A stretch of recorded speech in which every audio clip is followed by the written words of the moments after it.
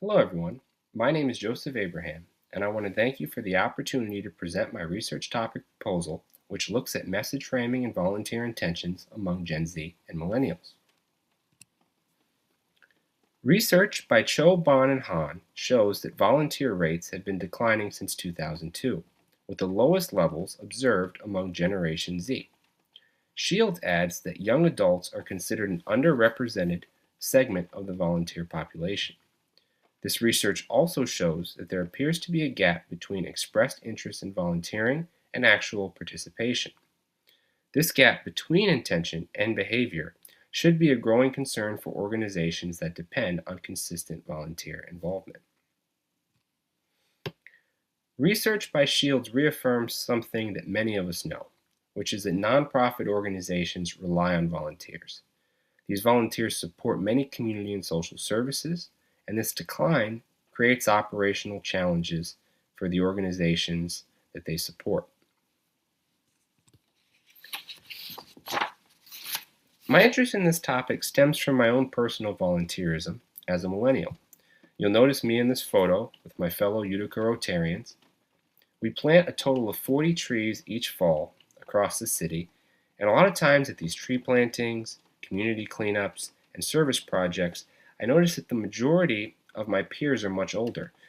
Despite them having an interest in volunteering, many of my peers that are around my age, I know they want to do it, but a lot of times it doesn't always translate into action. So I wondered if message framing in recruitment messaging could assist in building volunteer intention. While conducting a literature review, I noticed that there was a lot of research on different volunteer motivations. A lot of this stemmed in psychology and sociology, but there wasn't nearly enough on the role communication strategies could play in this process. Message framing, in the simplest of terms, can be described as how information is presented, and a lot of times it's done very strategically. Geer and her collaborators note that message framing has been a proven and useful persuasive tool. During the literature review, I read a lot about different types of appeals and motivations.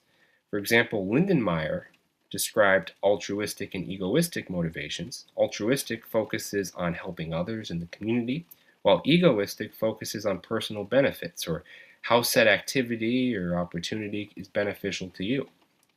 Also, research by Chiduri and Saptianto shows that emotions, including hope, fear, and courage, can play a major role in whether or not people decide to volunteer. And so one of my takeaways from this different research was that message framing, highlighting these other and self-focused benefits while also incorporating emotional appeals, could be effective in the recruitment of Gen Z and millennial volunteers.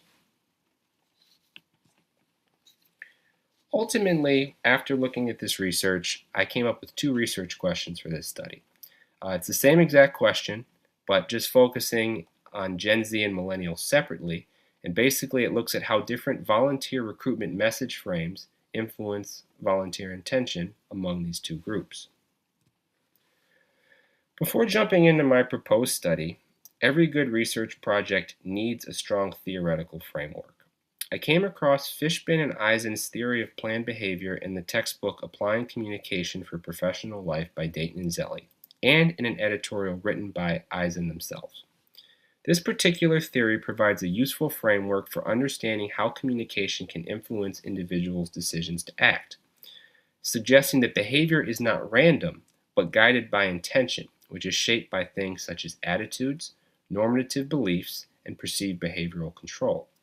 Applying this theory in the context of volunteerism, I came away with the idea that volunteer intention may increase when people view an opportunity positively, perceive that others support it, and feel capable of participating. And message framing can be a vehicle for accomplishing this and getting that particular message across. So the sample for this study is made up of two populations, Gen Z, which is ages 18 to 26, and millennials, ages 27 to 42. I would use an online recruiting platform such as Prolific. While it would require a robust budget, this study requires specific populations, and this is the most efficient way to get the desired sample that I need. This would also be an example of convenience sampling, which I know from reading Dainton and Lannutti's strategic communication research methods, because in this study I would be limited to Gen Z and Millennials that the platform has access to. The goal of the sample is for equal representation among Gen Z and Millennials and to have a total of 200 participants, so 100 Gen Z and 100 Millennials. Moving on to the procedure, participation would take place virtually via Google Forms. Every participant would see the same volunteer opportunity, which in this case would be a description of Central New York Food Bank and what their organization is about.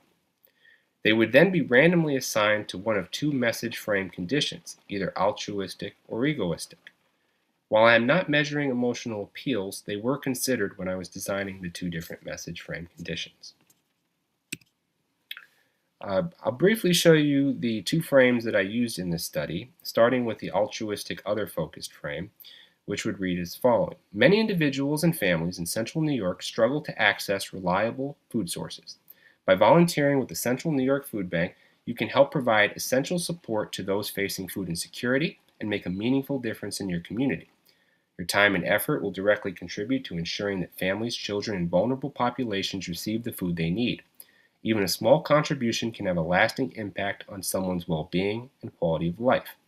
By getting involved, you can help strengthen the community and support those that rely on these services. Shifting over really quickly to the egoistic or self-focused frame, it reads as follows. Are you looking for a way to gain valuable experience while making a difference? Volunteering with the Central New York Food Bank offers an opportunity to develop important skills such as teamwork, communication, and leadership. This experience can help strengthen your resume and provide hands-on experience that is valuable for future academic and career opportunities.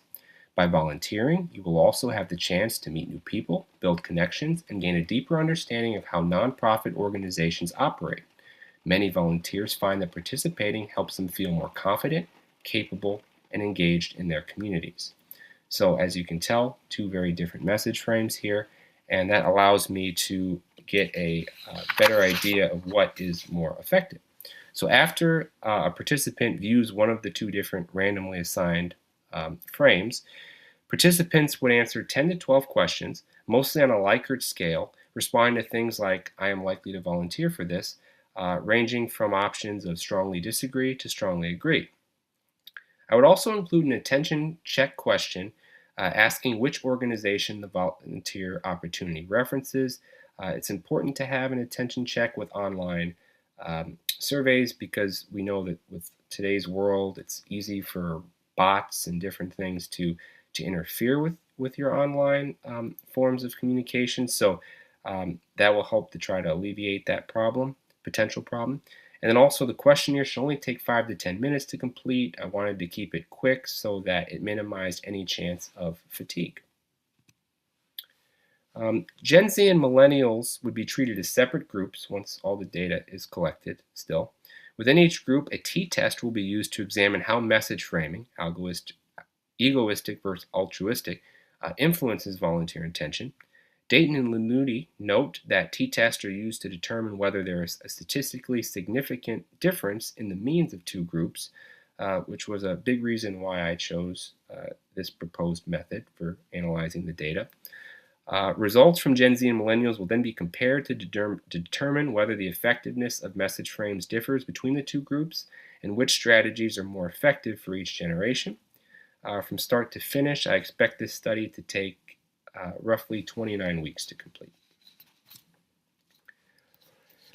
Some predictions I have based on past research by Cho, Lee, and their respective collaborators is that message framing will likely influence volunteer intention, especially when that message aligns with individuals' motivations. I also believe that egoistic appeals will be more effective for Gen Z because the research shows that they tend to value opportunities that support personal growth and development. I also believe that individuals are unlikely to respond to only one type of motivation, considering both self and other-oriented factors when they're determining if they will volunteer. Because let's be honest, if there was a one-size-fits-all approach, there wouldn't be a need for all of these different types of studies.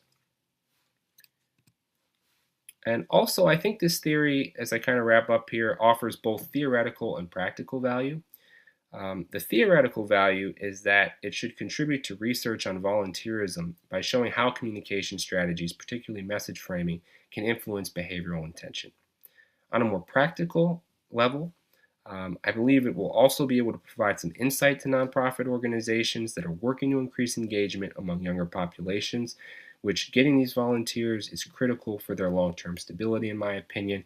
And I'm hoping that by conducting this study and the results that it could potentially have, that something really positive can come out of it and meaningful. This is my reference list that I used to draw from in putting this presentation together.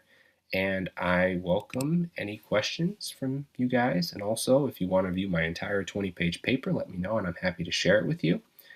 But all in all, thank you again for the opportunity to present on this research, and talk to you later.